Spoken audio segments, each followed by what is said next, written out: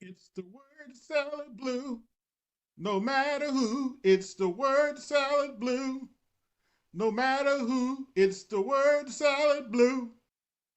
It's the word salad blue. No matter who, it's the word salad blue. No matter who, it's the word salad blue.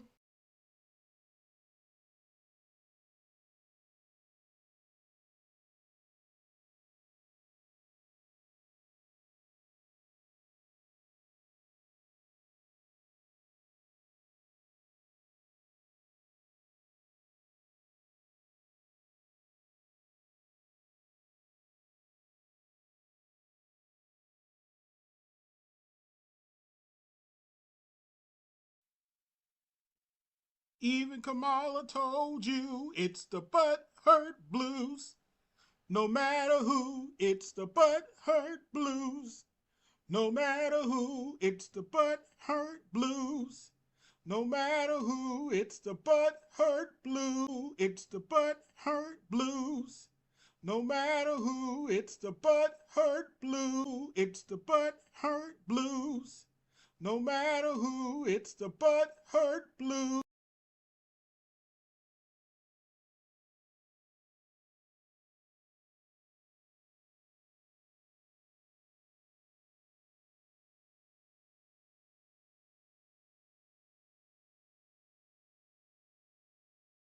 Wait, crayons? Don't talk about crayons. Crayons? Crayons?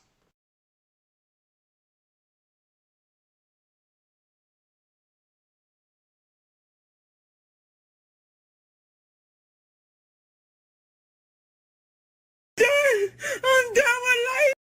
I'm done. I'm done. I'm done. I'm done. I'm done with life. And it's all Jermaine's fault.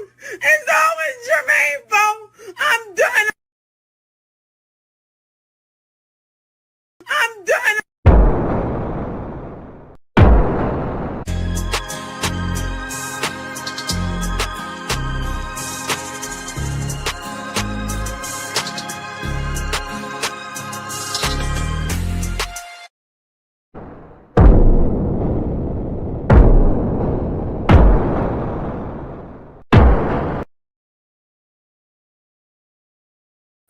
What's good, everybody? AB Media 83 here, and welcome to Colosseum Daily. And today we're talking about she was never qualified to be president to begin with. If you don't know who I'm talking about, well, you've been living under a rock. I'm obviously talking about Kamala Harris. And it's my opinion, she was not qualified to be president.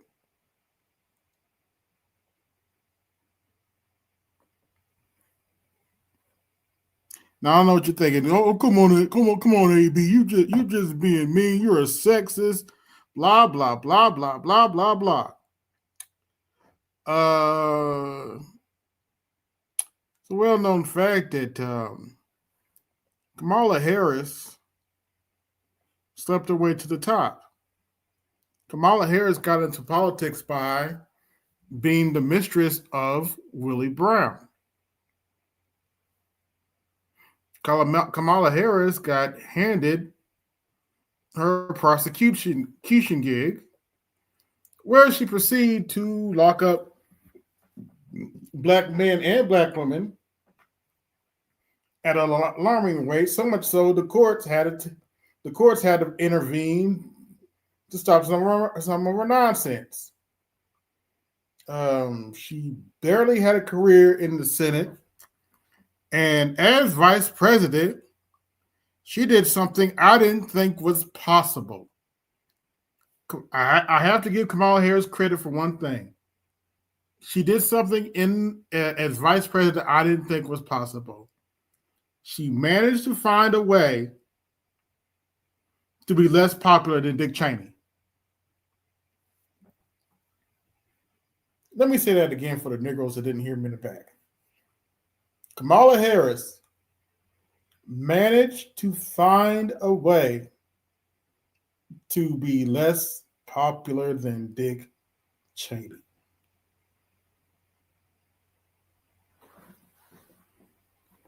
I didn't think it was possible for a vice president to be less popular than Dick Cheney. I didn't think that was possible.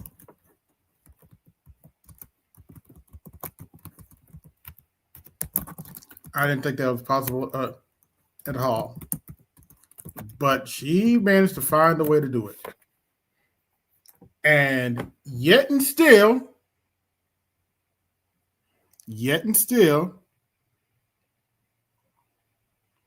the Democrats picked her to be your nominee for president after having to embarrassingly make the dementia patient drop out.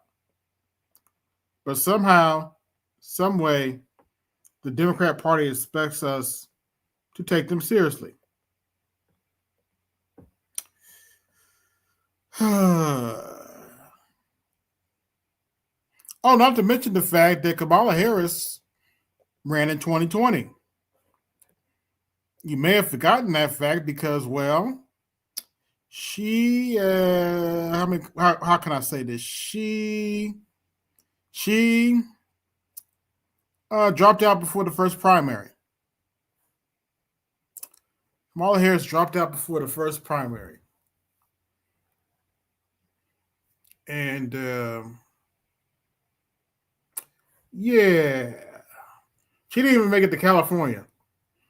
In fact, she was behind Andrew, if I'm not mistaken, she was behind Andrew Yang in California. That's how bad she was doing. Well, one of the reasons why, she did so badly in the 2020 campaign is, this little incident happened during one of the debates. Let's take a look.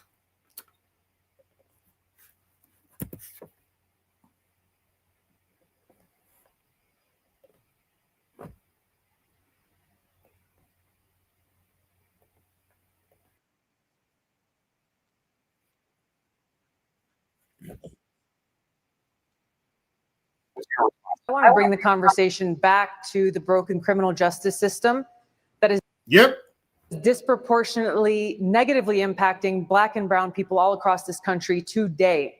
Now, Senator Harris says she's proud of her record as a prosecutor and that she'll be a prosecutor president, but I'm deeply concerned about this record. There are too many examples to cite, but she put over 1,500 people in jail for marijuana violations and then laughed about it when she was asked if she ever smoked marijuana. Yes. She blocked evidence. And look at Kamala's face. She knows it's true. Blocked evidence that would have freed an innocent man from death row until the courts forced her to do so. Mm-hmm. Anybody want to guess the color of that man? Oops. She kept people in prison beyond their sentences to use them as cheap labor for the state of California. Yep. And she fought to keep cash bail systems. This is who the Democrats try to shove down your throat in 2024 without even a primary.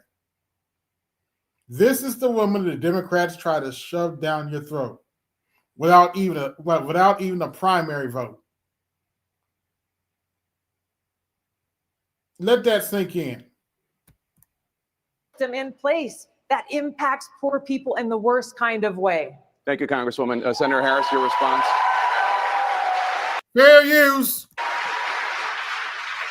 As the elected Attorney General of California, I did the work of significantly reforming the criminal justice system of a state of 40 million people, which became a national model for the work that needs to be done. And I am proud of that work.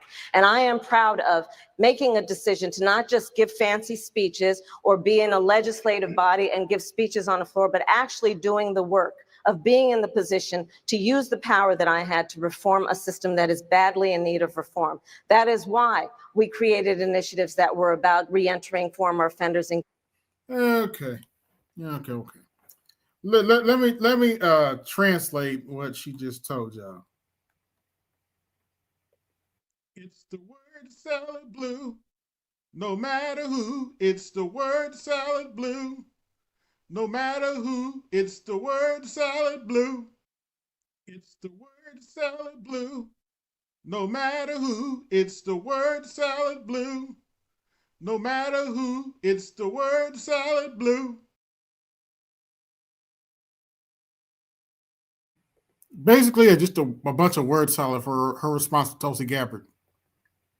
Getting them counseling. Thank It is you. why, and because I know that criminal justice Thank system you, is so Senator. broken, that I am an advocate for what Thank we you, need Senator. to do to Your not only time is up. decriminalize, but legalize marijuana in the United States. I want to bring Congresswoman Gabbard back in. You're responsible. The bottom line is, Senator Harris, when you are in a position to make a difference and an impact in these people's lives, you did not. And worse yet, in the case of those who are on death row, innocent people,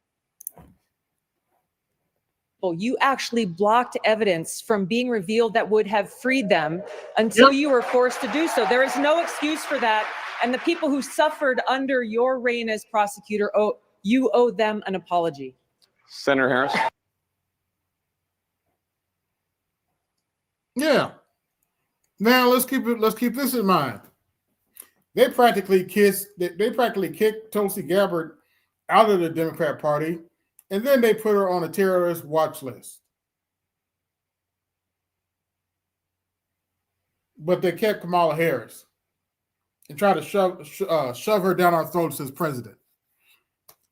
And yet the Democrat Party wants somebody to take them seriously. The people who support the Democrat Party want somebody to take them seriously.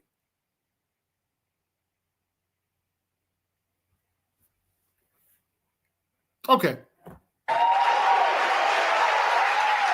My entire career, I have been personally opposed to the death penalty, and that has never changed.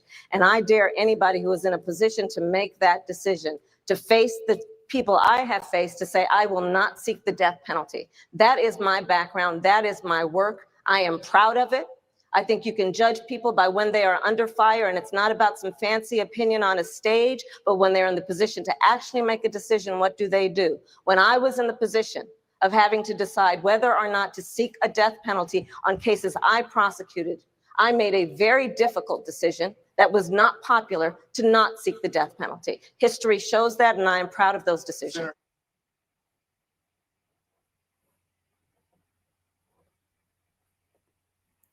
Well, you heard that little snippet from that little word salad, but that little exchange with Tulsi Gabbard is the main reason why Kamala Harris didn't go too far in the 2020 election. Now, since she's lost,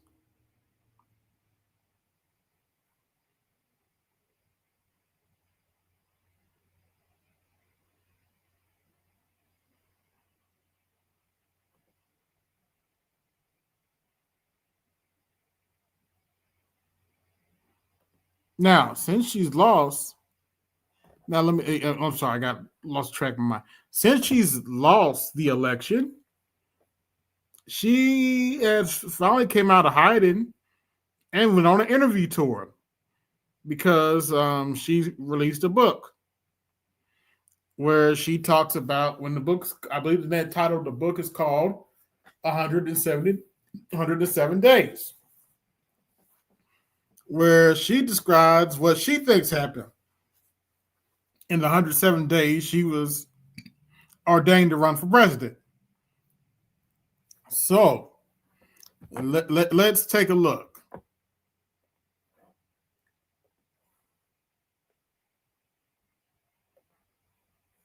Shill who stands for nothing, who Black people can't stand.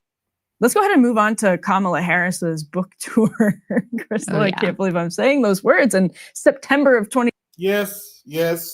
Kamala Harris is on a book tour. 2025, let alone showing the clips that And she's already thrown Joe Biden under the bus. we're about to show, because Kamala Harris fully unreconstructed. Is that fair to say, Crystal? It seems fair. I would say so. It seems fair. The book is called 107 Days. She has been on Good Morning America, The View, and Rachel Maddow to sell this book, which came out yesterday, and it's going exactly how you would expect. So let's roll C1. My concern about him running for re-election was completely separate from my admiration and knowledge about his capacity to serve as president of the United States, which was consistent and never wavered. Anybody got some vinaigrette with that? Well, when we sit here as we sit here today, do you think he would have been up for running the country for 4 more years? Here's the distinction that I make. It's and having had the experience myself, it is one thing to have the capacity to govern. It is another thing to go through an election for president of the United States. And by the way, another piece of what is unprecedented and a bit historical about that race, it is the closest presidential race in the 21st century in terms of the outcome. Wow. No, actually it isn't. I looked it up. It's the second closest race. The closest race was, believe it or not, 2000. 2000 was the closest race. The election of 2000 was much closer. Kamala Harris just gave you misinformation. It was close. I looked it up. It was close. But the 2000 race was much closer than her race with Donald Trump. And believe it or not, Donald Trump won a bigger margin of the popular vote than Al Gore did. Oops. Oh, I know that hurt Blue's feelings. Donald Trump won more of the popular vote than Al Gore did. Whoops. Can't make that up. But anyway, let us continue. Yeah. You know, say that again, because he likes to say over and over again, he's got a mandate. And that's part of why I wrote this book, because history will talk about this race. Yeah. It is part of American history. I didn't fully approve. Yeah, history will talk about how you didn't win a single swing state. That's what history's going to talk about. How you didn't even win a single swing state. Yeah, former Vice President Vaca, that's pretty accurate. Yeah, that's pretty accurate. Appreciate how much people wanted to know there was a difference between me and President Biden. I thought it was obvious. Why would we think it's obvious? Because you were his vice president. We know you were towing the line. Why would we think it's obvious there's a difference between you two? I mean, why? Why?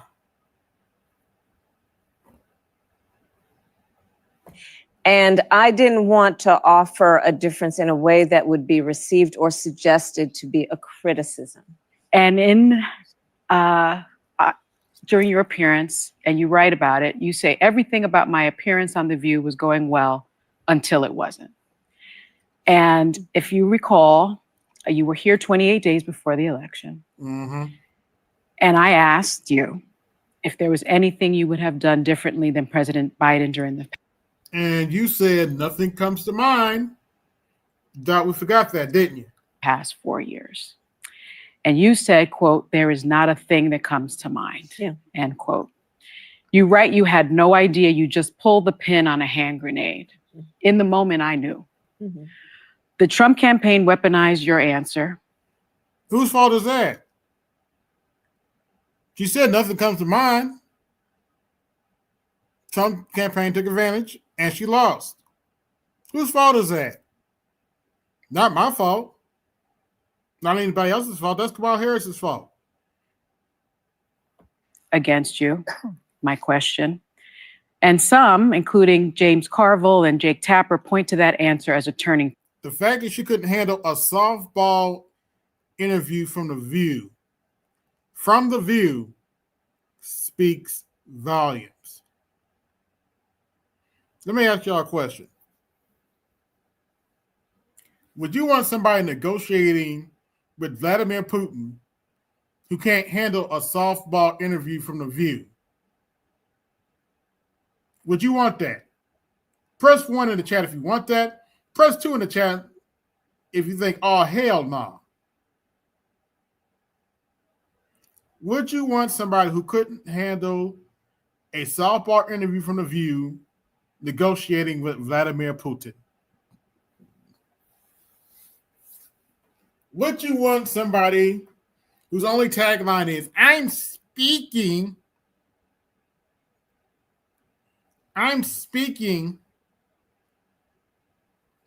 negotiating with Vladimir Putin?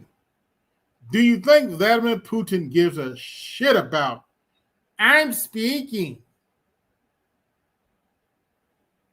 Just a question. Just a question. Let's continue. Point in your candidacy. Do you think that moment tipped the election? No. Good, because Sonny doesn't want to take the blame. Crystal, I'm so excited to get your response to Yeah, Sonny don't want to take the blame. Especially I don't like Sonny Houston. Sonny don't need to take the blame. The fact that Kamala Harris couldn't answer that question means she needs to take the blame. What was the title of my stream on Monday? Oh, right. Accountability. Something that seems to elude Kamala Harris. But anyway. Kamala Harris answering some pretty softball questions, if I may say so, about why she let Joe Biden run and how she ended up kind of, well, not that it was her choice to let Joe Biden run, but why she covered for. Yes. Joe Biden was clearly in cognitive decline, and yet they ran him anyway. In fact, they canceled the primary. There was no primary process, and they ran Joe Biden anyway. And they kept running him until he had a debate with Donald Trump, and it was clear to the whole nation that he wasn't fit to run for office. So what did they do? Did they have a small primary to pick somebody else? No. They ordained Kamala Harris, who had a worse approval rating than Dick Cheney. But yet, Butthurt Blue wants us to take the Democrat Party seriously. Not going to happen. Just not going to happen at all. Let's continue. For Joe Biden and how she responded to that in the book, and then how she ultimately ended up losing to Donald Trump. I haven't read the book, full disclosure. I'm shocked. So, but I mean, I might, right? Really? It does seem like there's some somewhat interesting stuff in there. To be honest with you, the book is a little bit more candid than I expected it to be. But then in these public media appearances, she's doing the same old, like, let me try to split Translation, word salad. the difference. Let me try to make everybody happy, which just ends up making literally no one happy. The choice of venue is also worth noting. Like, if you want to be new and improved Kamala Harris and prove to the world you're a different candidate than you're a different person than they thought that you were. Right. Don't just do The View and Rachel Maddow. Like, go into Lion's Den, take some risks. Like, go on with Joe. Imagine she did the Joe Rogan podcast at long last, you know, after so much discussion about that. That would be interesting, right? But it's just, I mean, in a sense, I sort of feel bad for her because I feel like, I don't know, she walked herself into this life. No, I don't feel bad for her. Where she's questing after ambition and power. And she clearly doesn't really care about any particular issues in a way that's like motivating for her, is deeply uncomfortable in these situations, constantly trying to find the right answer, like the correct answer versus what she actually thinks. And then you just end up with this pathetic display where you have to say you didn't realize people wanted you to be different than Joe Biden and you thought it would be obvious, which to me is like that's a gesture towards her identity. Yeah. Bear in mind, Crystal Ball is nobody's conservative. She is nobody's conservative. And she's calling Kamala Harris out on her bullshit. In fact, she's married to her simp Kyle. And yeah, Mr. Z, I said what I said. But basically, here's what she's trying to tell you about Kamala Harris. It's the word salad blue. No matter who, it's the word salad blue. No matter who, it's the word salad blue. It's the word salad blue. No matter who, it's the word salad blue. No matter who, it's the word salad blue. Yes. That she just thought like, well, I'm a black woman. Of course I'm different from Joe Biden. It's like, no, that's not what we're talking about here. Like you. Yeah, she a black woman. Okay. You are his vice president. You have stood there and backed his every decision. People wanted to know. They're not happy with how things are going. Yes, they want to know how you're different, what you think went wrong, why they should put their trust in you to create a different outcome than what they're experiencing right now. Yep. And then, I've also seen some of the discussion around what she had to say about Gaza, allegedly. By the way, I have about 15 watching. Like, share, subscribe. Hit the Cash App, support the show. Hit the Super Chat, support the show. Fair use. Fair use. Privately, she was urging Biden to be more compassionate, blah, blah, blah. And it's like, okay, but when it actually mattered, when you were in a position of power, you did nothing to change anything. Right. And now we're supposed to believe after the fact that, oh, you were genuine, you were being courageous behind the scenes. Like, I'm sorry. No one should buy that. No one should believe that whatsoever. Oops. This ain't the lefty saying this. This is Crystal Ball saying this. Crystal Ball, I'm sorry. This isn't a right-wing person saying it. This is Crystal Ball, who's clearly on the left, saying this.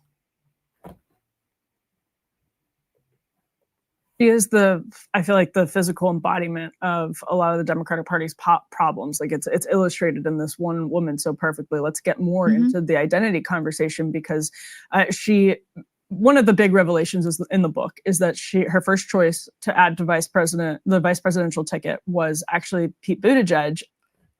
Yeah.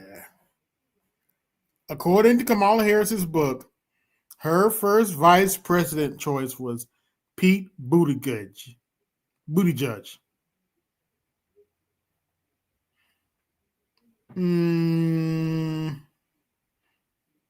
Let that sink in for a minute. Let's just ignore the fact that he has 0% of the black vote, even though he can't really. She thought Pete Buttigieg was a good candidate after the job he did as transportation secretary. Okay. And not Tim Walz, but she believed that as a black woman married to a Jewish man, adding a gay vice presidential candidate to the ticket would have been too much of a risk. Now, I hate to say this, but I'm telling the truth. That ticket may have been some black woman's wet dream. Some ratchet black woman's wet dream. I'm glad it didn't happen. And they probably would have lost anyway, but Can you imagine? Could you imagine, Z, if you're still in the chat, can you imagine the gloating some of these heifers would be doing if Kamala Harris had won the presidency with Pete Buttigieg as her vice president? That's not a good look. That's a bad omen right there. That's just a bad omen right there. But anyway, let's continue. Rachel Maddow confronted her about this. It was maybe the most uncomfortable moment in a pretty, friendly interview. Let's go ahead and roll C3.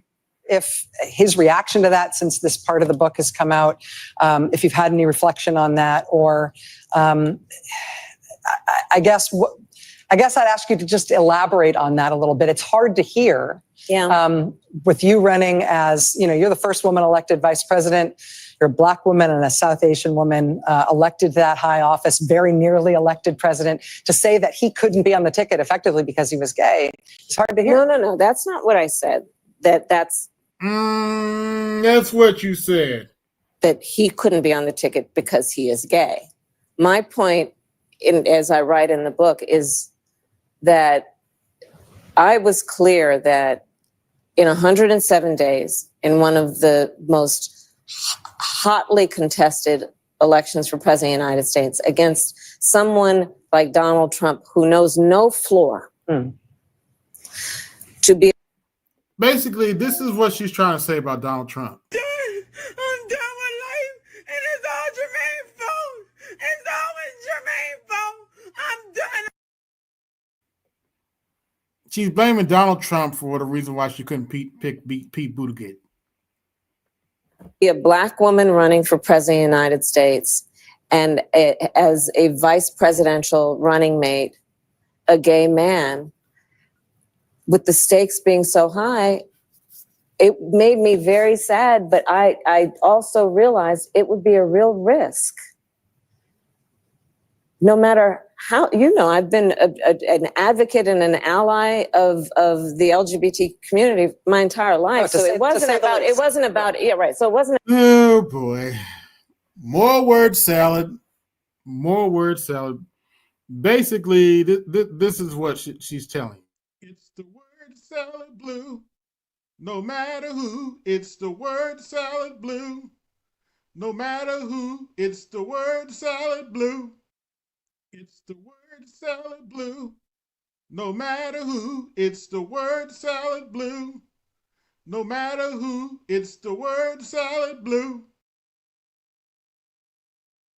About any prejudice on my part, but that we had such a short period of time, and the stakes were so high.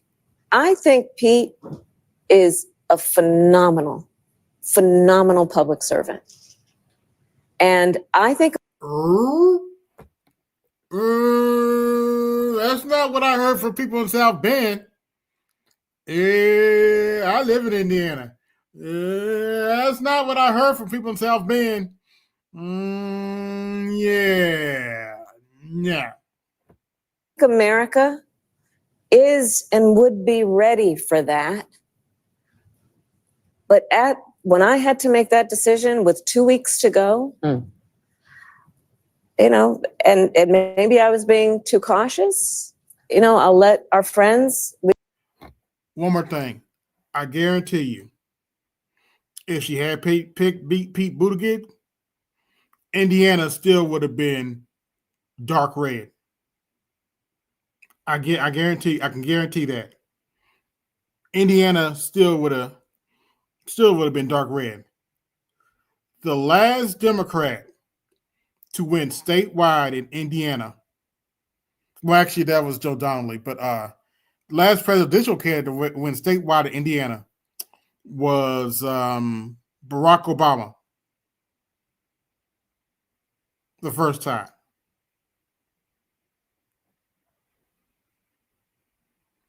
And there was a 40-year gap before that. So, yeah. We should all talk about that. Maybe I was. But that's the decision I made.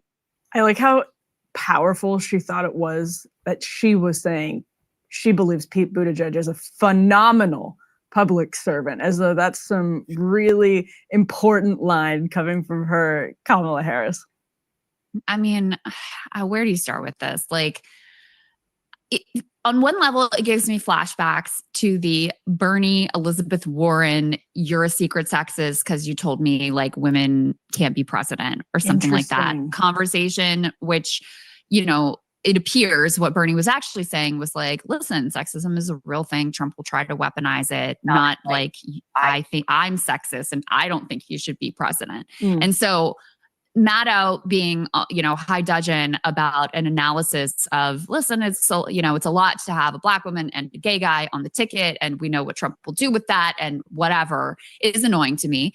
Then it's annoying to me that Kamala doesn't stand on business. Like, if that's what you thought and that was your analysis, like, girl, you put it in the book. This is actually, I'm sure you've had this experience too, where authors will say something provocative and then you go to interview about them about it and they add like 1,000 caveats and you're like, dude, you wrote it. Like, say it with your chest, explain why you felt that way, rather than trying to like run away from it and be all scared, where it just comes off as weakness. So that's number 2. Number 3, the problem with Pete Buttigieg is not that he's gay, it's that he sucks. It's that he's Yes, pretty much. neoliberal shill who stands for nothing, who black people can't stand. Right? That's the problem with Pete Buttigieg. Okay. Now, she doesn't have that problem. Pete Buttigieg, in a recent poll, had 0% approval rating from black people. He had a 0% approval rating from black people. Let that one sink in. A 0% approval rating from black people.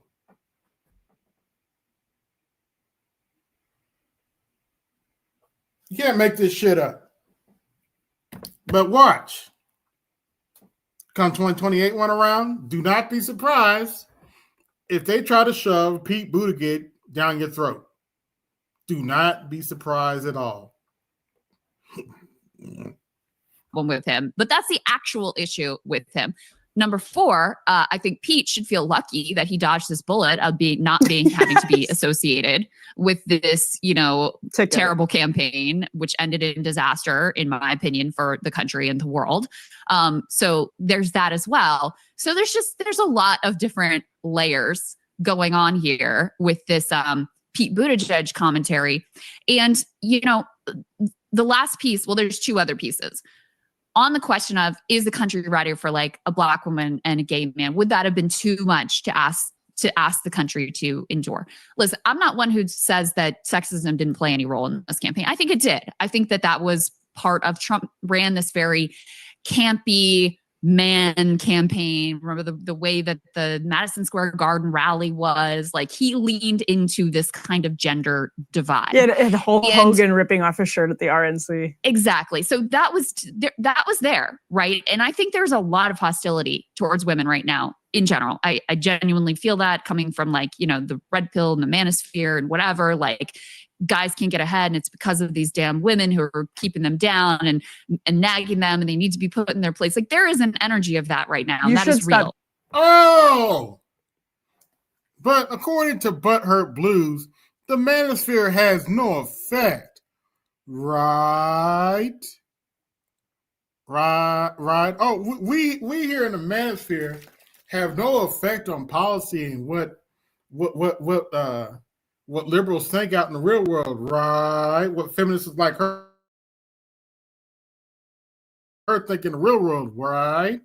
Doing that though.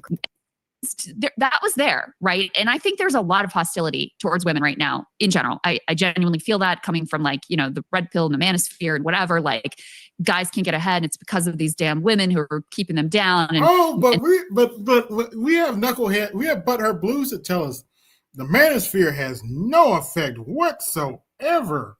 Right. Anyway, what's going on, Horrit? And nagging them, and they need to be put in their place. Like, there is an energy of that right now. You that should is real. Stop doing that though, Crystal. You should. Yeah, stop. I mean, I'm trying to work on myself, Emily, like the self-hating thing. But anyway, I'll get there. But imagine how powerful Sagar could be without you nagging him. I'm sure he feels that way. Some days he definitely feels that way. In any case, So that was definitely an energy. I think that was, I think that played into her loss. I'm not going to say it's the only fact, but I definitely think that was a factor in her loss as well. There may have been an argument for actually sort of leaning into that, like heightening the contradictions. I think it was who was it? Somebody was arguing for putting another woman on the ticket, like a Gretchen Whitmer or something like that, and actually leaning into it and making the contrast explicit, not being afraid of it, not trying to do you're like, I'm actually the one who prosecuted transnational gangs and is going to be bigger and badder and tougher than you are, because no one was going to buy that. So, I'm not saying a gay man is equivalent to a woman, but if you're like doing the whole, we're going to be historic. I don't think that him being a gay man was really the challenge here. And then, I'll just leave it there. There's other things I could say, but, the bottom line is that Kamala is Detroit 313, no comment. Still this person who doesn't really believe anything, isn't really ready to. For the record, where do you think I got the term butthurt blue from? Detroit 313. We'll leave it there. How do you think I came up with that term? It's in your comment. Stand on business on literally anything, wilts under the slightest criticism, is constantly trying to please absolutely everyone in a way that is just going to please absolutely no one. So I'm shocked to hear you say that, because if we put C4 on the screen, the book actually opens with a Kendrick Lamar quote that I feel really captures the energy of Kamala Harris. I got loyalty, got royalty inside my DNA. I was born like this. That is actually at the intro of the book. So Crystal, I'm confused to hear you say that she's not standing on business and that she's timid and seems ambivalent. Yeah, Crystal Ball is some right winger, right? Crystal Ball is somebody who loved Charlie Kirk, right? This is somebody who loves Charlie Kirk saying this, right? Oh wait, it isn't. But let's go to another lefty sounding like me and saying the exact same thing that Crystal's saying. Let's go to Sabby Sabs. Would have been Pete Buttigieg. Yeah. Turn the other cheek. It appears that's exactly what Kamala Harris decided to do when she ran for president. And she's revealing that on this book tour that she's having. Now, she just had this recent interview with Rachel Maddow that is very revealing. I think there are things that she's saying during. Like, share, subscribe, hit the Cash App, support the show, hit that super chat, and support the show. In this interview that she should have said when she was running for president, and she did not. And I feel like it's also too late. I also want you to pay attention to what they did not discuss during this interview, and that is Gaza. But I do have an excerpt from her book about. Ooh, I didn't think about that. They did not talk about Gaza. Yeah, I wonder why. What happened with the Gaza situation, once again, which just reveals that Kamala Harris is not willing to take accountability for the role that her actions played as a part of her campaign. So let's go ahead and get into it. Was Kamala Harris right to turn the other cheek? Let's get into this first clip here with Kamala and Rachel Maddow. Madam Vice President, I have to ask you about the point, the part of your book that has people most upset thus far, which is some of your writing about the decision around the president abandoning his reelection campaign, the timing there and how it's handled. You say in part, page 46, it's Joe and Jill's decision. We all said that like a mantra, as if we'd all been hypnotized. Remember that video that came out with Joe Biden and Jill Biden? You did a good job, Joe. You answered all the questions. Makes you wonder who made him run for president again. Oops. Anyway. Was it grace or was it recklessness? In retrospect, I think it was recklessness. The stakes were simply too high. This wasn't a choice that should have been left to an individual's ego, an individual's ambition. It should have been more than a personal decision. Translation, he was too old. Whose decision should that have been? How should that decision have been made? So when I write this, it's because I realize that I have. She can't help herself. She just has to give you more and more and more and more word salad. It's the word salad blue. No matter who, it's the word salad blue. No matter who, it's the word salad blue. It's the word salad blue. No matter who, it's the word salad blue. No matter who, it's the word salad blue.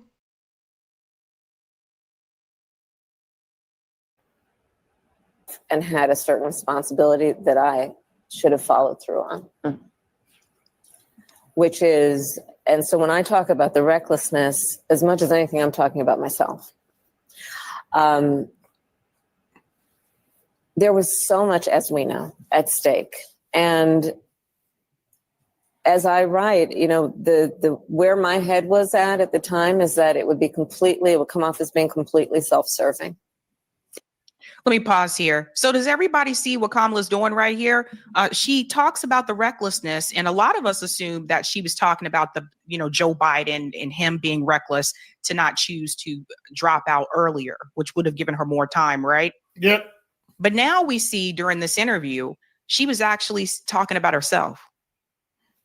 So it's like she's still not willing to ultimately say that Joe Biden should have never sought re-election. He was in no condition to do so. All of answer your question, Andre, it's called Staying Relevant. That's why she wrote the book. All of us saw this with our own eyes. She's not willing to say that. She's still trying to play the game. Thus, she is still turning the other cheek. At least with this particular issue. Let's go on.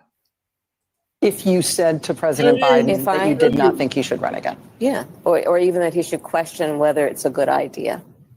But I think that,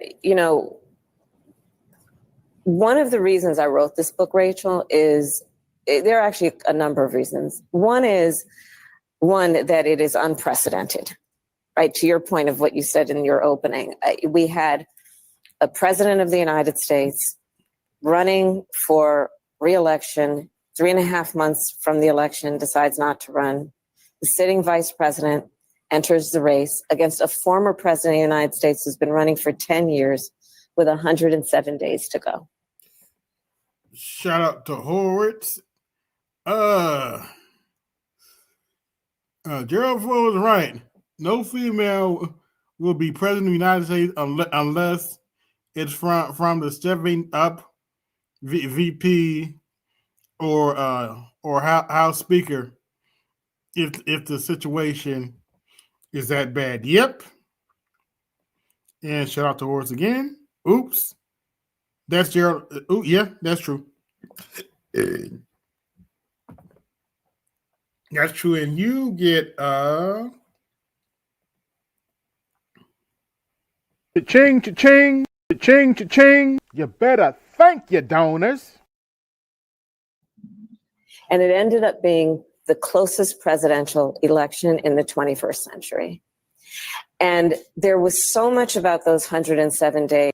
Wrong. The 2000 election was the closest election in the 21st century.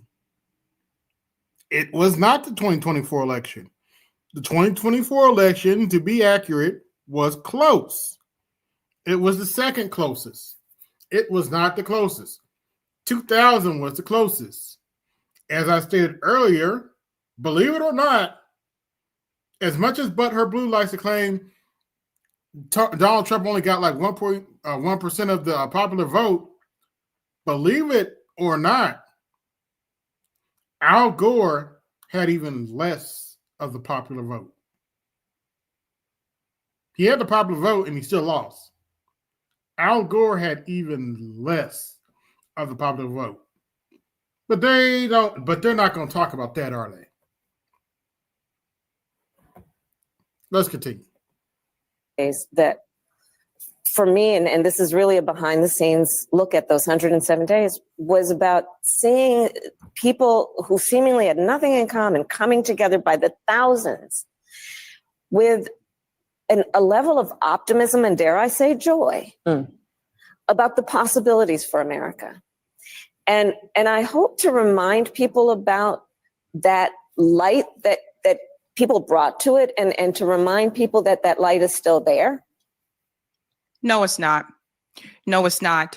Thursday night, during my live stream, I am going to do a deep dive into what the Democratic Party should have done and what they're still doing wrong today. Case in point, Kamala Harris says that light is still there. No, it's not. Nope.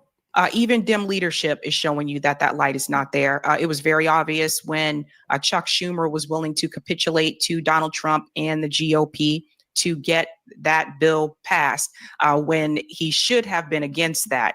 And Chuck Schumer went on this press tour to defend his decision to do so. I think we all remember this, right? The light is not there. The light is still not there for the party and the leadership, because the reality is, if anything, the Democratic Party should be mobilizing right now, going across this country, trying to engage with the people who sat this election out.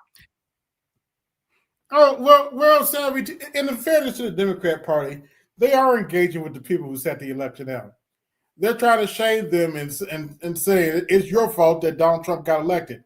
Basically, the Democrat Party is looking at the people who didn't vote, and they're basically saying this to them. I'm done with life, and it's all Jermaine's fault. It's always Jermaine's fault. I'm done. They're also saying this You big dummy! And they're saying this to him again. You big dummy! Then this is how Democrats are engaging with people who didn't vote. I'm done with life, and it's all Jermaine's fault. It's always Jermaine's fault. I'm done. Trying to engage with non-voters, trying to get the youth back, which that also declined. Trying to figure out how to get Black voters. Oh yeah. Butthurt Blue's not going to talk about that. Butthurt Blue is not going to talk about how Donald Trump this election cycle actually won the youth vote. Let me say it again for the Negroes that didn't hear that in the back. Donald Trump this election cycle won the youth vote. And we have Dr. Ronald Neal in the building. Salute, Doctor. Good to have Dr. Ronald Neal in the building. But let's continue. Voters back, which that also declined. Kamala Harris received the lowest support from Black voters when you compare her to Obama, Hillary, and Biden. But that's not what the Democratic Party is doing. The only people that decided, let's go out there and talk to the people, was Bernie Sanders and AOC with the oligarchy tour. But even that's come to an end. The point that I am going to make, I'm going to do a deep dive into this because it's needed. The point that I am going to make on Thursday's live stream is that the Democratic Party never made an effort to create something similar to what Turning Point USA did. Very true. So Charlie Kirk goes around the country and very, very, very true. There is no equivalent on the left to what Charlie Kirk was doing. And you can say whatever you want about Charlie Kirk. I've openly said I didn't agree with everything he said, but he was willing to have an open conversation. Not with people that know something, but he was willing to have a mostly open conversation.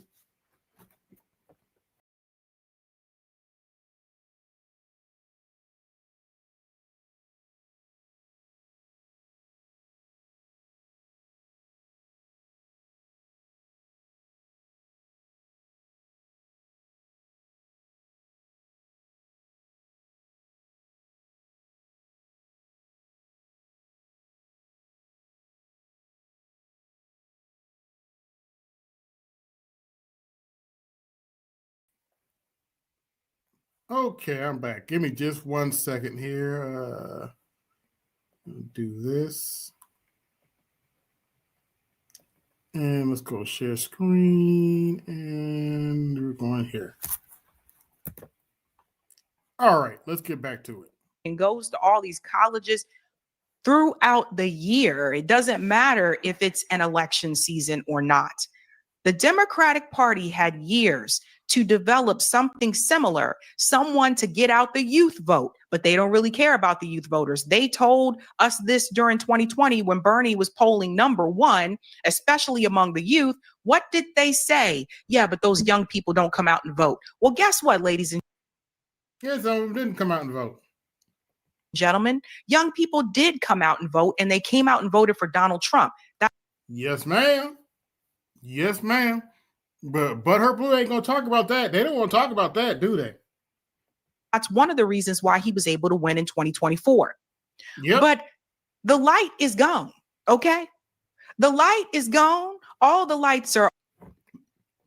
I'm gonna be blunt. That light's been gone since 2016. Ever since they screwed Bernie the first time, that light has been gone. Off and nobody's home. And you don't see Democrat leadership fighting the way that they should. They're not fighting like they're in a battle for their lives. No, they're really not. Hakeem Jeffries is just like, nah, you know, I'm going to write a stern letter to. What else do we have? You know, the Republicans have the House, the Senate, and the presidency. What else do we have? What else do we have? As much as the Democrat Party already tries to emasculate black men, I'm supposed to take Hakeem Jeffries seriously? It ain't going to happen. It's just not going to happen. Donald Trump. Chuck Schumer decides to go along with Trump's bill. The rest of them are just like sitting ducks. They didn't even really try to take advantage of the Epstein files, which should have been a big, like, gimme for the Democratic Party. They didn't even try to take advantage of that. Yeah, like, gee, I wonder why they didn't try to take advantage of that. Why didn't they take advantage of being on the right side of the Epstein files? I think the real question people need to ask is, why didn't the Democrats who are trying to force Trump to release the Epstein files now, where were these people when Joe Biden was in office? Where were all these Democrats upset about the Epstein files when Joe Biden was in office? Oh, nobody want to talk about that, do they? Let's continue. Like a couple of them that said release the Epstein files. The rest of them are sitting there with their arms folded because their donors don't want them to say anything about it, because some of the donors could be involved with billionaires and investors that could be in those files. Bill Clinton. Oh, excuse me. Bill Clinton. Excuse me. So the Democratic Party is not acting like they're in a fight for their lives. They are acting like they are totally fine with what is happening because they can use it to run on it in 2028. That's what they're acting like.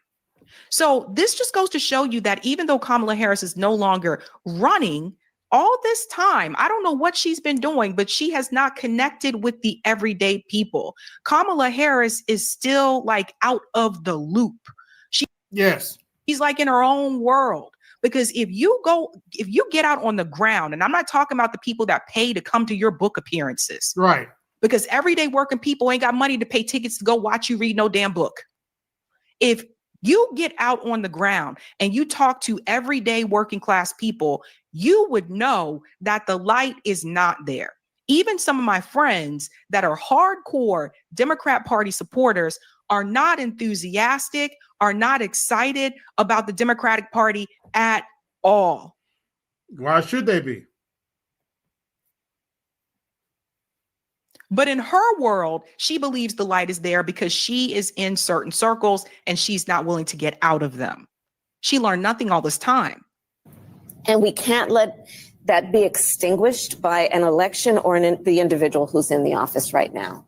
Because to the point of all those folks who got out and protest about the Kimmel suspension. And about everything else that people have protested. Right.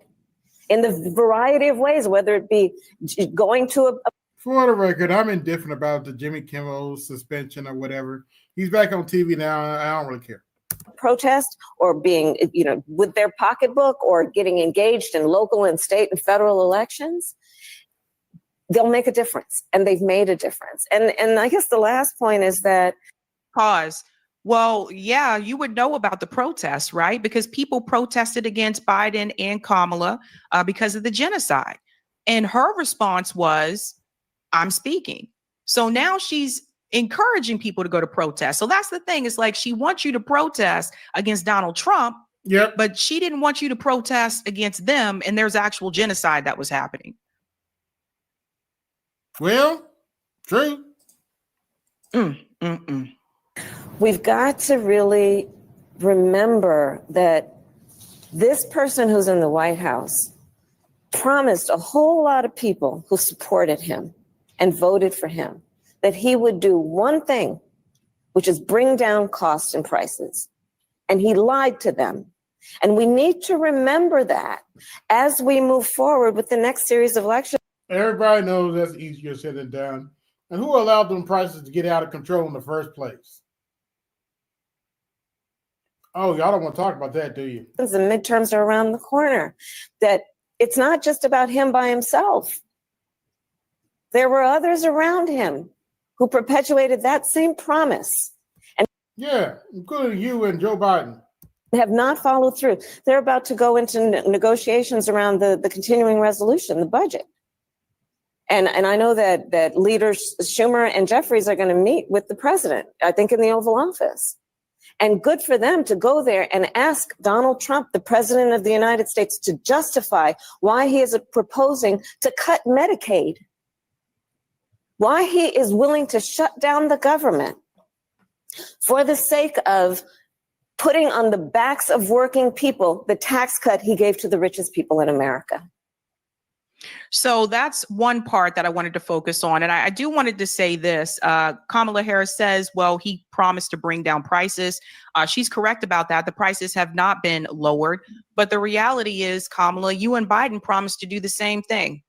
Yep. That's one of the reasons why Trump won again. Yes. Because of the economy. Yeah. That was the number one issue for voters that were polled. When I talked to people on the ground before this election happened, you guys remember I was doing panels on this show. I was going to talk to people on the ground as well to ask them. And I told you, I warned you back then. Most people told me they were going to sit it out. Yes. And their number one concern was the economy. That's how you get this flippity flop. Yes. Anybody notice something different? We had Bush for 2 terms. Uh-huh. We had Obama for 2 terms. Yes. Trump once flips back to Democrat. Biden once flips back to Republican. Trump wins again. By the way, I warned people, but right before 2024, there's precedent for Trump to get elected again. His name was Grover Cleveland. He was your 22nd president and your 24th president. Benjamin Harrison beat him. By the way, Benjamin Harrison is from my state, Indiana. And then Grover Cleveland beat him again. And ironically, Grover Cleveland was a Democrat. And Benjamin Harrison was a Republican. Go figure. What's that old saying BGS says all the time? History doesn't repeat, but it sure does rhyme sometimes. That's economic pain. That's really what that is. Now, wait till you see till we get into this next part here where she talks about who she really wanted to pick for her VP. And honestly, I don't think this should have been in the book. I really don't. Because if you're Tim Walz, what does that say to you? If you're Tim Walz and you're watching this, you're like, well, when you put tampons in the boys' bathroom, your reputation's already mud. I'm just saying. Like, damn, she didn't even want me. I was second, right? Oh my God, listen. Let me ask you a politics question. I mentioned in the intro tonight that you say in the book really bluntly that your personal first choice for your running mate would have been Pete Buttigieg, and you praise him effusively. You say he would have been an ideal partner if I were a straight man. And you say effectively that demographically it was too much to ask of the American people to ask them to elect you with him as your running mate. I wonder if his reaction to that, since this part of the book has come out, if you've had any reflection on that, or I guess I'd ask you to just elaborate on that a little bit. It's hard to hear. Yeah.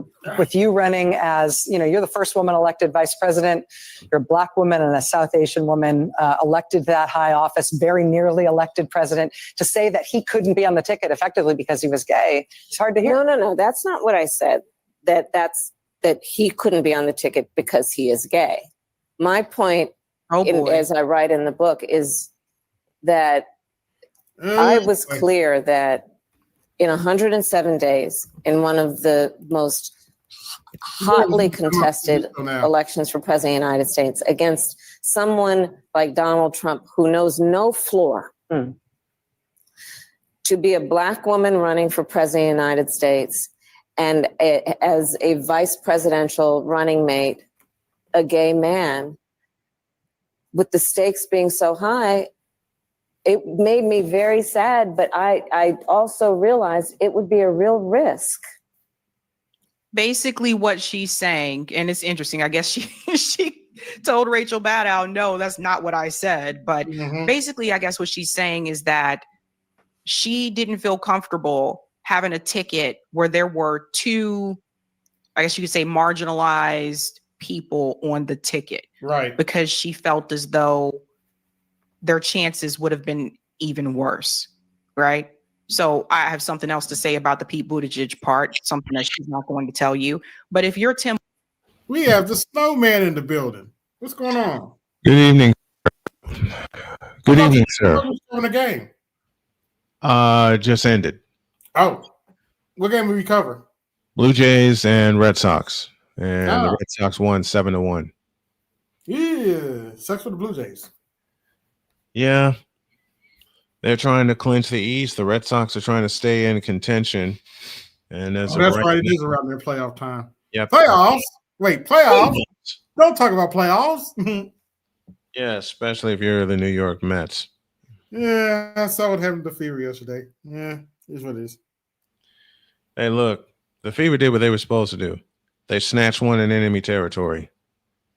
Now they have a chance to put a foot in their ass twice in Indianapolis, which is what I want them to do. Yeah. Well, let's continue this. Waltz, and you're hearing this, how does that make you feel? To know that you were the side dude, that you weren't first. Well, I mean, you put tampons in the boys' bathroom. Does that tell you anything? What kind of reputation did you think he was going to have? And I still remember people was talking about when he had his debate with J.D. Vance. Oh, Tim Walz was going to wipe the floor with J.D. Vance. That's not what happened. No, wasn't it? Quite frankly, it's J.D. Vance's to lose in 2028. Unless something catastrophic happens during Trump's term, it's J.D. Vance's to lose. Mm-hmm. And the only millennial on the uprise, unfortunately, in the Democrat Party is Alexandria Ocasio-Cortez. AOC. Yeah. That's not a good. I don't feel like Kamala had to put that in the book. I feel like that's kind of a low blow. Like really. Now let me tell you about the Pete Buttigieg part. Pete Buttigieg, she thought would have been a better pick. He was the former mayor of South Bend, Indiana. He ran for president in 2020. Okay, Snowman, maybe I'm missing something here. Have you heard anybody from South Bend, Indiana give Pete Buttigieg praise? Fuck no. Am I missing something here? Have you ever heard anybody from South Bend, Indiana, No. say anything good about Pete Buttigieg? No. Didn't think so. In the Democrat primary, along with Kamala Harris. And I'm going to keep it real with you. Her first pick was the former mayor of South Bend, Indiana. The same mayor that told a Black woman when her son was found hanging from a tree, I told you there's been multiple cases of these, that he would do everything in his power to get to the bottom of it and never did anything. I only found out about that story because she went to the local press. Mainstream media didn't want to touch it. I didn't know about that story. Me neither. The same Pete Buttigieg who demoted the Black police officer because he came forward and said that there were racist officers that he was basically fighting against in the police department. Instead of punishing the racist police chief, this came up during the Democrat primary debates in 2020. Instead of punishing the racist officers, Pete Buttigieg, who was the mayor at that time, demoted the Black officer who reported it. And that's her first pick. Yeah, sounds all right. And that's probably why he has a 0% approval rating with Black people. But anyway. Mm-hmm. What does that tell you about Kamala Harris? They keep trying to push Pete Buttigieg on people. And if you really look into his background when he was mayor, the Black community in South Bend, Indiana was not fond of Pete Buttigieg for good reason. I know people from South Bend. I have never heard anybody from South Bend big up Pete Buttigieg. Reasons. Nor have I. But that's who her first pick was. So what does that tell you? A lot. Mm-hmm. No matter how, I've been an advocate and an ally of the LGBT community my entire life. So it wasn't about any prejudice on my part, but that we had such a short period of time. And the stakes were so high. I think Pete is a phenomenal public servant. And I think America. I don't even know if that sucks for Pete Buttigieg because I don't know if I want Kamala Harris saying I was a good public servant because she certainly wasn't. True.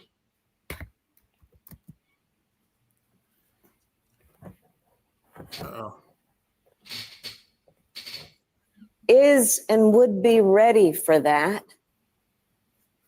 But when I had to make that decision with 2 weeks to go, and maybe I was being too cautious. I'll let our friends, we should all talk about that. Maybe I was. But that's the decision I made. And I, as with everything else in the book, I'm being very candid about that. Yeah. With a great deal of sadness about also the fact that it might have been a risk. Will you consider running in 2028? That's not my focus right now. I know it's not my focus at all.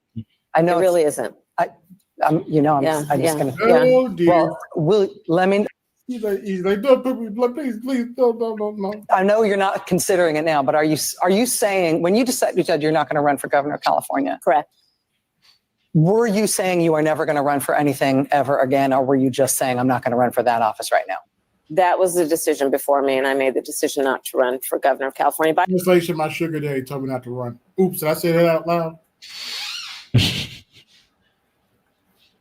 By the way, let me say that again. Translation: my sugar daddy Willie Brown said, "Hell no." Yeah, I know. Oops, did I say that out loud? Yeah, I did. Anyway. Yeah, I'll say it. He said, "Hell no to the no." And I love my state, and we want somebody to definitely follow in the footsteps of Gavin in terms of standing up. So you want to follow the footsteps of somebody who's where the homeless population has skyrocketed under his leadership? Good luck to one wants to follow up for that, but okay. And understanding the power that California has to stand up to what we're saying in DC. So they are still trying to make President Kamala Harris happen. They're still trying to. Why does she need to run for anything? Why does she need to run for anything? Why can't she just continue, doing why can't she go back to law? Why can't she do that? There's another part here where she is questioned about Snowman.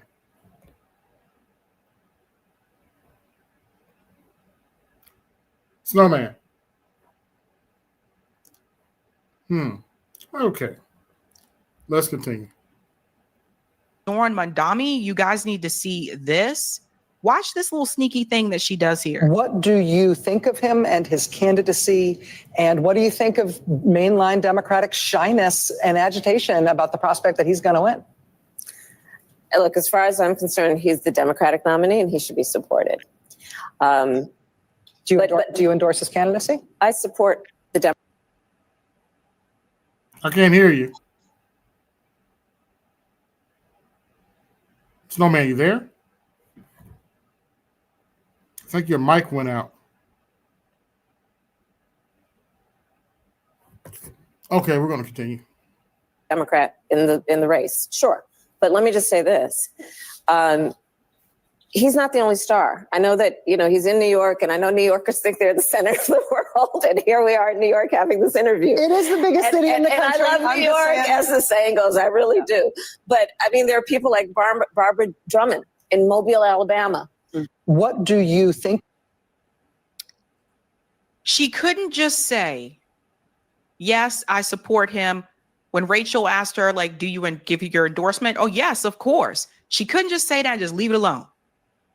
She had to go on and say, well, he's not the only star. And there's also da-da-da. That right there let you know, when you can hear the uneasiness in her voice, that right there let you know she didn't really want to do that.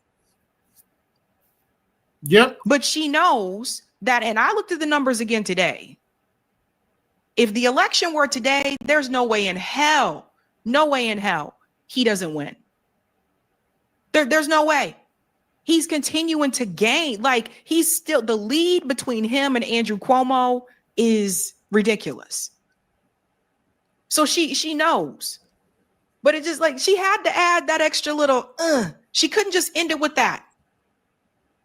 Right? But you want to promote Pete Buttigieg, Wine Cave Pete. So when we talk about turning the other cheek, I think the wildest thing that she said in this interview, and this is going viral on social media, I don't know why she struggles so much with interviews, but the one thing she said that is getting the most attention is this comment that she made here about Donald Trump. Listen to this. A tyrant. We used to compare the strength of our democracy to communist dictators. That's what we're dealing with right now in Donald Trump. Uh-oh. And these titans of industry are not. Let's go back. Tyrant. We used to compare the strength of our democracy to communist dictators. That's what we're dealing with right now in Donald Trump. And these titans of industry are not speaking up. Why is she putting Donald Trump in the same category as communism? This is hilarious to me. So many people are calling her out for this on social media. This is hilarious to me because Donald Trump called Kamala a communist. She's not. Yeah, but Donald Trump's not a communist. So there you go. And now she's calling Donald Trump a communist. He's not. I think people need to look up the definition of communism because people are just. They won't, but go ahead. Throwing this word out there to see if it sticks. They throw it at whatever. Bam, bam, communism, commie, just to see if it sticks. And a lot of people aren't even looking at the definition. How dare you? I saw this and I said, how dare you try to even make the comparison of Donald Trump and communist leaders? Yep. Is Donald Trump offering authoritarianism? Absolutely. But don't you dare put him in the same category as the communist leaders. How dare you? Real communists are listening to this and they're pissed. Yeah, pretty much. I'm not the only one who sees the craziness here. Rotimi, I want to show you what he said. Rotimi said, I just can't understand. Like, share, subscribe, hit the Cash App, support the show, hit the Super Chat, support the show. How some of these answers are so bad. You've had months of no media to come up with something to say. I don't understand why this is so difficult for her. And I'm saying to myself, like, look, Donald Trump is a lot of things. Well, quite frankly, it's simple. In my opinion, it's simple. It's just the word salad blue. No matter. It's the word salad blue. No matter who, it's the word salad blue. No matter who, it's the word salad blue. It's the word salad blue. No matter who, it's the word salad blue. No matter who, it's the word salad blue.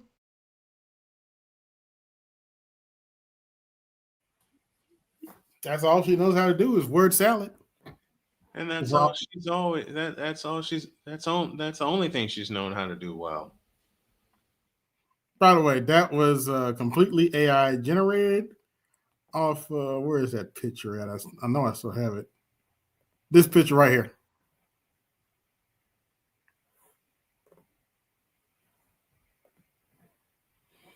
But yeah. Oh, he dropped out. Okay. Let's continue. But he's definitely not a communist. This is how desperate they are becoming. Now, guess what they did not talk about in this interview? Gaza. Not once during that conversation with Kamala and Rachel Maddow, not once did they discuss the Gaza situation.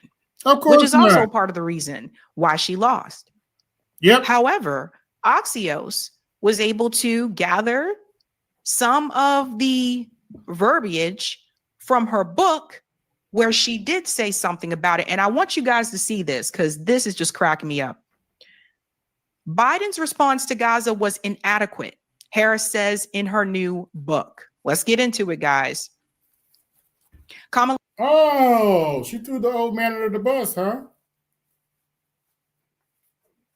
Interesting. Very, very interesting.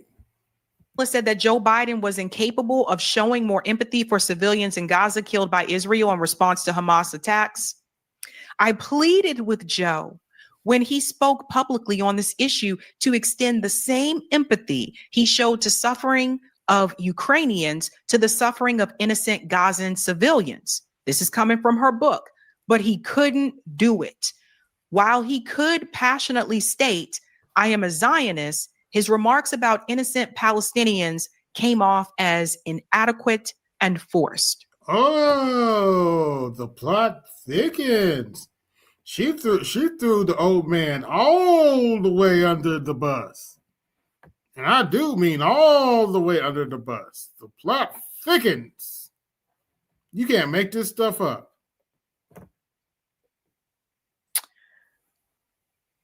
Kamala, your message about the Palestinians in Gaza was also inadequate. Your message pretty much about what to do about Israel and giving them weapons was also inadequate, because when you were asked this question, you said you would not withhold weapons from Israel. That was inadequate during a genocide. Mm-hmm. And don't get me wrong, we called out Joe Biden so many times on this show. We called him Genocide Joe, everything under the book. We called. Oh, yes. That was Joe Biden's nickname before he dropped out. Genocide Joe. Called him out for this. But at some point, that mantle was passed on to you, Kamala, and you were the nominee. Joe Biden no longer was. Well, and you had every ample opportunity when you were questioned about the Israel-Gaza issue to say how you really felt. And what we heard from you is that you would not withhold weapons. What we also heard from you was, you said there are a lot of people suffering in Gaza. We got to get the ceasefire deal done. That is important. Hold on to that, because Kamala Harris also exposes herself in this book with the same subject. And she thinks she's saying, I kept asking Joe to da-da-da-da, but she also exposes herself. Because when Joe Biden was no longer the candidate and you were, you had every opportunity to take a different position.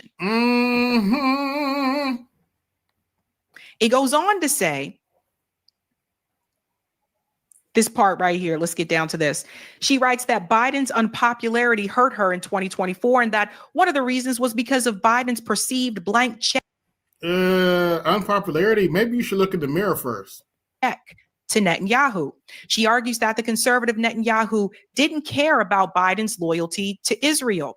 He wanted Donald Trump in the seat opposite him, not Joe, not me. A Harris, but you stood by Israel anyway.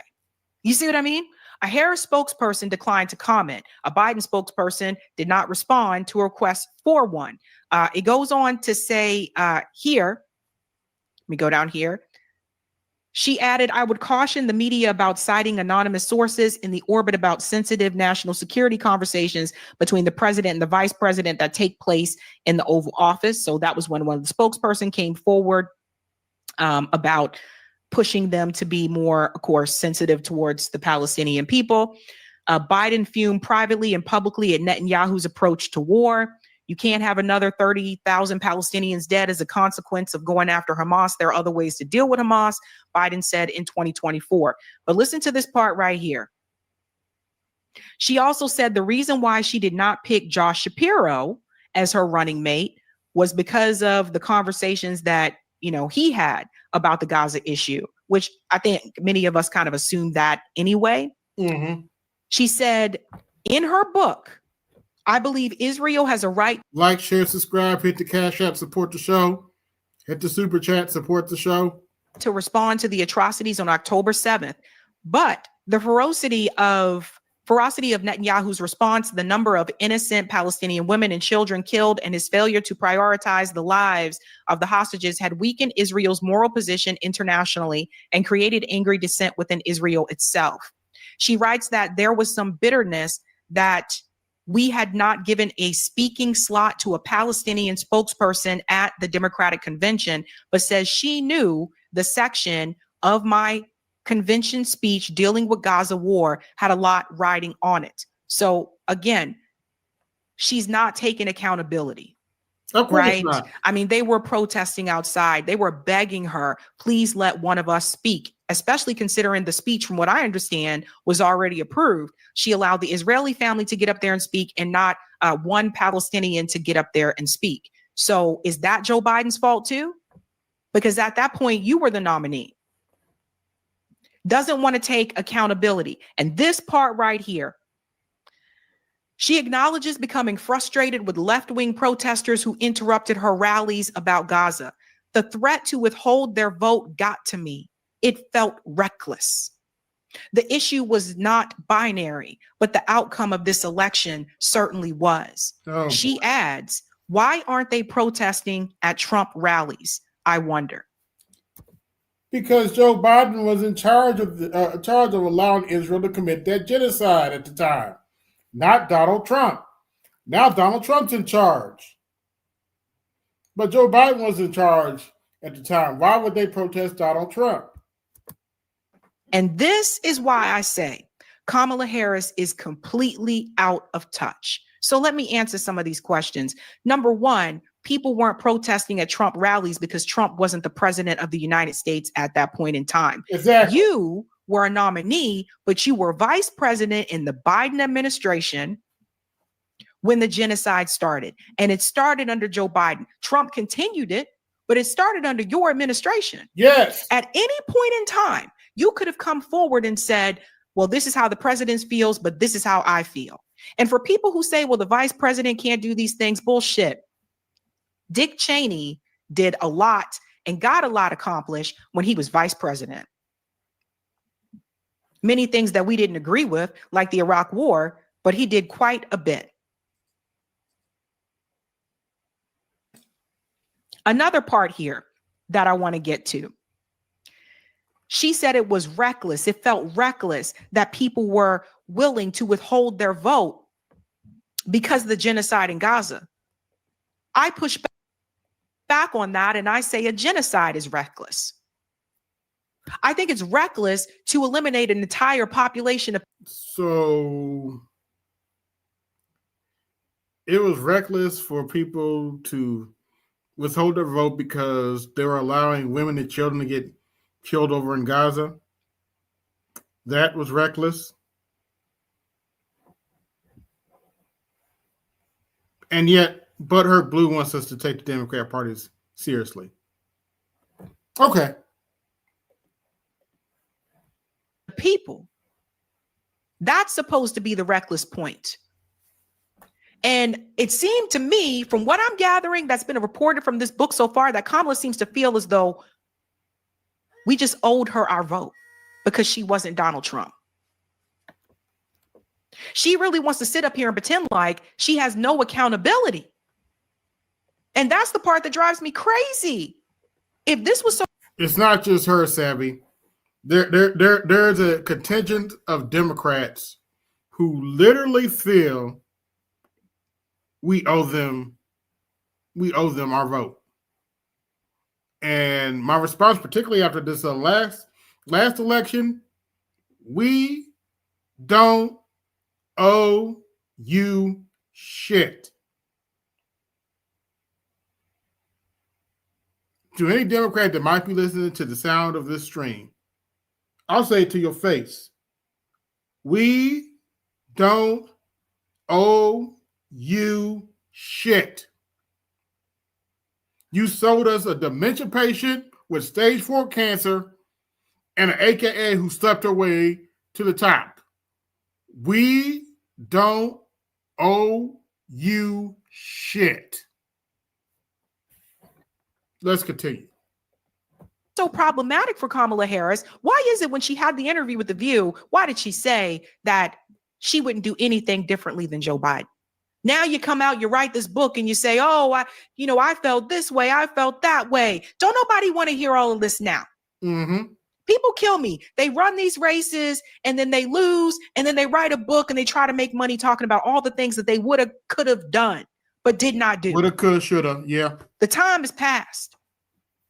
Kamala Harris wants to seriously pretend as though she did not speak at AIPAC conventions and promise to give them weapons for a decade. Listen to this. Our defense relationship is critical to both nations, which is why I support the United States' commitment to provide Israel with $38 billion in military assistance over the next decade. There he is.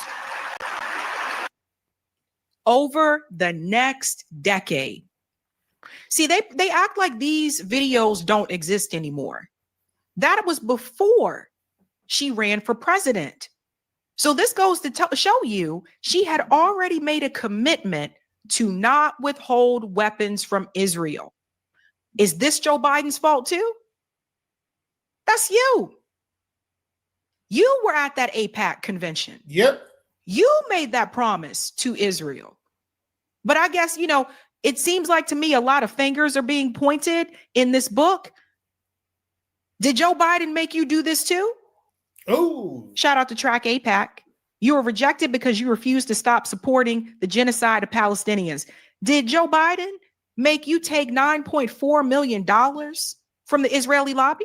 Ooh. Is that his fault too? Probably, yeah. Now, you see, she told on herself, right? Because check this out. This is also from the book. Shout out to Bree. She posted this. In 107 days, Harris admits that by July 2024, she knew Netanyahu did not want to end the war and that it was clear nothing would be accomplished by meeting him. And yet, Democrats remain committed to their bear hug Bibi strategy while blaming Hamas for the ongoing genocide. Well, ladies and gentlemen, if Kamala Harris is acknowledging in her book that she knew in July of 2024 that Benjamin Netanyahu did not want to end the war, then you ought to know that her entire campaign, she was lying to you because she became the nominee also in July of 2024. Yep. So if she knew that, she knew, and she lied to you anyway. Then every time that you saw her give an interview, every time you saw her speak and she say, we got to get the ceasefire deal done, it was all an act. Yep. It was all a show. Yes, ma'am, it was all an act. Because she already knew that he didn't want to end the war. And if she knew that, how come Kamala Harris never said that when she was on the campaign trail? So this is why, I don't feel sorry for Kamala Harris. I think that there are times when you should turn the other cheek, and there are times that you probably shouldn't. And I think when it came to that election, when Kamala was the nominee, I don't think she should have turned the other cheek with Joe Biden. Joe Biden, from what I understand, was an asshole. I think that Kamala should have went out on her own. I think that Kamala should have ran a campaign that she actually believed in. Don't sound like she really believed in this stuff. And I think that she should have broke away from Joe Biden, and she should have put all that out on the table. When she was running, she should have told people Benjamin Netanyahu does not want to end this war. Yep. She should have told him that. But that's the gist of Sabby's video there. In my opinion, Kamala Harris wasn't qualified to be in that position in the first place. And she continues to show it every day. She opens her mouth and gives you her word salad. So, since nobody else wants to come up, I'm going to shut the stream down. I'd like to thank everybody that came through. This is AB Media 83, and I'm out. Peace. Yo, this is AB Media 83. You want to support the channel? Hit the Cash App. Also, be sure to like, share, and subscribe to the video. Also, be sure to hit that bell notification so you can be notified next time I upload a live stream or video. And always remember, keep it grinding, keep it pushing, keep it moving. This is AB Media 83, and I'm out. Peace.